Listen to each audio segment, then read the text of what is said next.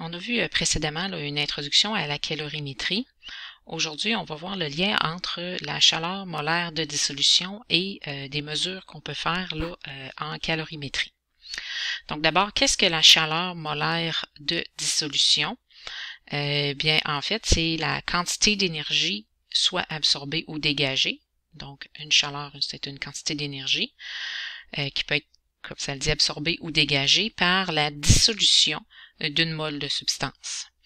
Donc, un petit rappel de c'est quoi la dissolution. Donc, dissoudre quelque chose, donc c'est mettre en solution un soluté dans un solvant. Donc, l'exemple classique, c'est lorsque on a un solide, on ajoute un solvant et les deux ensemble, solvant et soluté, forment ce qu'on appelle une solution. Donc, l'exemple typique de solvant et de soluté, bien, c'est l'eau qui est un solvant qu'on va utiliser là, vraiment souvent. On l'appelle souvent le soluté, pas le soluté, mais le solvant universel, dans lequel on ajoute du sucre. Donc, les molécules de sucre vont se disperser dans l'eau et ma solution, ben, c'est l'eau sucrée. Donc, on pense souvent à un soluté là, sous forme solide, mais un soluté peut aussi être sous forme gazeuse. Donc, par exemple, ici, on a un liquide, on a un gaz ici qui est dans l'air, et en augmentant la pression, bon, on voit qu'on augmente la solubilité là, des molécules de gaz. Donc, on peut penser, par exemple, au CO2 qui est dissous dans la liqueur là, pour donner le pétillant à la liqueur. Donc, ça, c'est l'exemple d'un gaz qui est en solution. Donc, il y a deux grands types de dissolution, évidemment, les dissolutions endothermiques et exothermiques. Donc, un exemple classique de dissolution endothermique que vous connaissez, c'est la glace instantanée. Donc, on sait qu'on peut avoir là, dans des trousses de premiers soins ce genre de sachet-là qui, lorsqu'on le mélange, va abaisser sa température là, et permettre là, de faire des premiers soins rapidement. Donc, qu'est-ce que contient ce genre de sachet-là? Bien, c'est de l'eau qui est le solvant. Et par exemple, le plus souvent, là, ça va être du nitrate d'ammonium, donc qui est un solide. Les deux substances sont dans des compartiments séparés jusqu'à temps qu'on brise les contenants et qu'on vienne mélanger le sel, le nitrate d'ammonium c'est un sel, avec l'eau. Donc ce qui va se passer, c'est que le nitrate d'ammonium solide va passer en solution. Donc comme c'est un sel, il va faire une dissociation électrolytique, donc va passer en phase aqueuse. Mais en faisant ça, il va aller absorber de l'énergie. Donc, la dissolution du nitrate d'ammonium, elle est endothermique, c'est-à-dire qu'elle absorbe une quantité d'énergie pour que le nitrate d'ammonium passe en solution. Et cette énergie-là, ben, il va aller la chercher dans son milieu, c'est-à-dire dans l'eau qui est présente. Donc, les particules d'eau vont voir leur quantité d'énergie diminuer.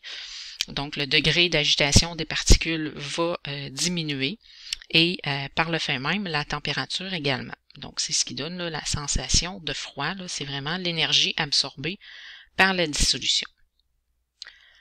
Donc là, vous comprenez qu'on va avoir le même type de réaction si on prend, par exemple, le même genre de sachet, mais qui donne une chaleur instantanée. Donc, à ce moment-là, c'est le même principe, mais on a une dissolution qui est plutôt exothermique, donc qui dégage de l'énergie. Donc, même principe, souvent, ça va être de l'eau avec un sel qui est différent, le sulfate de magnésium, encore une fois dans des compartiments séparés. Donc, une fois qu'on va les avoir mélangés, le sulfate de magnésium va passer en solution et il va faire des ions en phase aqueuse. Et cette réaction-là va dégager de l'énergie. Donc, l'énergie qui est dégagée, ben, elle est communiquée à l'eau. Donc, le degré d'agitation des particules d'eau augmente et, par le fait même, la température également. Donc, ces deux exemples là, de dissolution là, qu'on voit là, dans la vie de tous les jours. Donc, on peut, à l'aide de tables de valeurs, là, écrire une équation thermique de dissolution. Donc, dans des tables de valeurs, par exemple, comme celle que vous avez dans votre cahier d'activité, donc à la page 421, donc vous avez chaleur molaire de dissolution dans l'eau de quelques substances. Donc, c'est souvent l'eau le solvant, mais pas tout le temps, donc c'est spécifié ici dans le titre.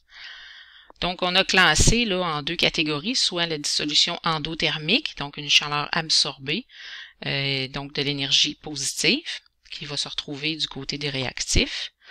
Et l'autre catégorie, les dissolutions exothermiques, donc qui vont dégager de l'énergie. Donc, on voit là le signe négatif de l'énergie.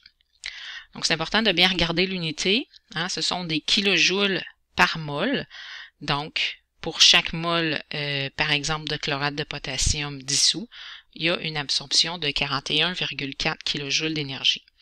Donc, on multiplie par 2 tout simplement si on faisait par exemple la dissolution de 2 mols. Donc, je prends deux exemples de ce tableau-là. Le premier ici, le chlorure de sodium, qui est le sel de table, donc qui va absorber de l'énergie lors de sa dissolution. Donc, pour écrire son équation thermique de dissolution, on va obtenir la relation suivante.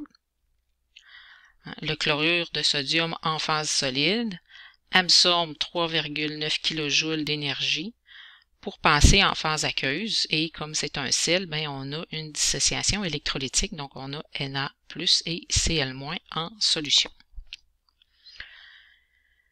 Donc, on va avoir le même genre d'équation pour une dissolution exothermique. Donc, je prends par exemple ici le dioxyde de carbone, donc qui est gazeux et qui peut passer en solution, mais dans ce cas-ci, il va le faire en dégageant de l'énergie. Donc, on obtient l'équation suivante ici. Donc, le CO2 qui est gazeux va passer en solution, donc en phase aqueuse, mais en dégageant 20,1 kJ d'énergie. Donc, on a une partie ici de l'explication du réchauffement des océans, parce que lorsque le CO2 passe en solution et se dissout dans les océans, ben, il le fait toujours en dégageant de l'énergie. Et on peut penser que malgré que les océans soient gigantesques, il y a plusieurs tonnes de CO2 là, qui se dissolvent dans l'océan à chaque année.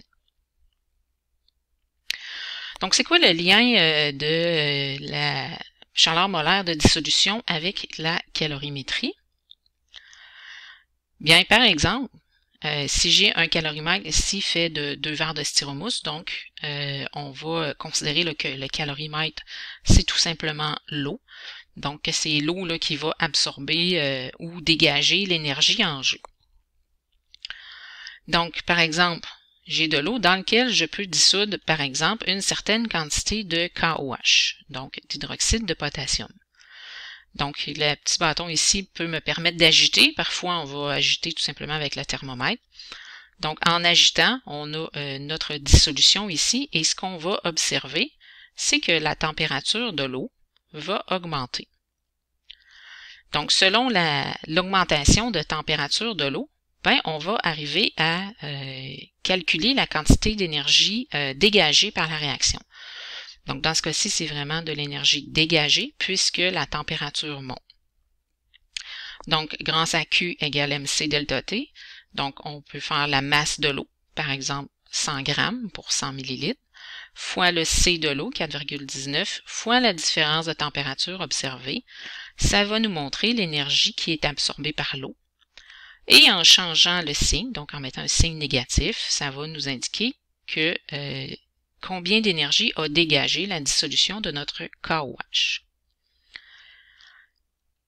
Donc, ma variation de température là, va me permettre de faire différents calculs. Elle va me permettre aussi, par exemple, si j'ai dissous un seul gramme de KOH, ben, je pourrais alors avoir la chaleur massique de dissolution que je pourrais par la suite changer en chaleur molaire de dissolution, donc en calculant une quantité d'énergie, mais pour la dissolution de 1 mol de KOH.